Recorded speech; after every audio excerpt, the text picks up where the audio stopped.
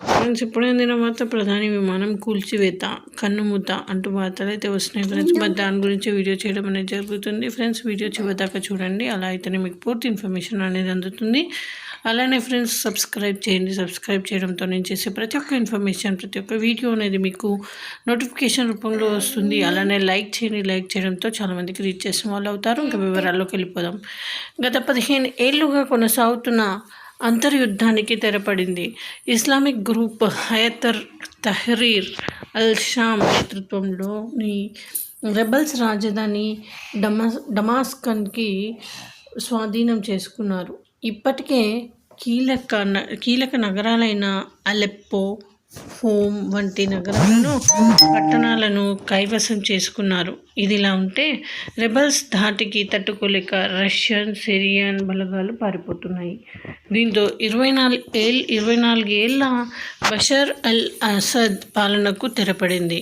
Bashar భార్య, పిల్లల్ని ఇప్పటికే రష్యాకు వెళ్ళినట్లు సమాచారం. అయితే ఆయన కూడా దేశం నుంచి పారిపోయినట్లు వార్తలైతే వినిపిస్తున్నాయి. ఇదిలా ఉంటే మరో విషయం వెలుగులోకి వచ్చింది. బషర్ అల్ అసద్ ప్రయాణిస్తున్న విమానం కూలిపోయినా మరణించినట్లు వార్తలు వినిపిస్తున్నాయి. ఆయన తప్పించుకునేందుకు ఉపయోగించిన విమానం డమాస్కస్ నుంచి వెళ్లే సమయంలో కూలిపోయి ఉండవచ్చని అనుమానాలు వ్యక్తమవుతున్నాయి.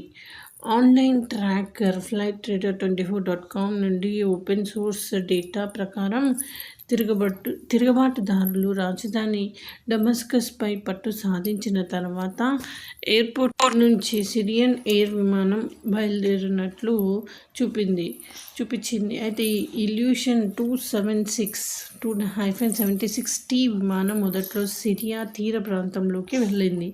అయితే అకస్మాత్తుగా మార్గాన్ని మార్చుకుంది. హోమ్స్ నగరం సమీపంలో రాడార్ నుంచి అదృశ్యమయ్యే ముందు కొన్ని నిమిషాల పాటు వ్యతిరేక దిశలో పయనించింది. ఫ్లైట్ మిస్ అయ్యే ముందు 3650 మీటర్ల నుండి 1070 మీటర్లకు పడిపోయింది.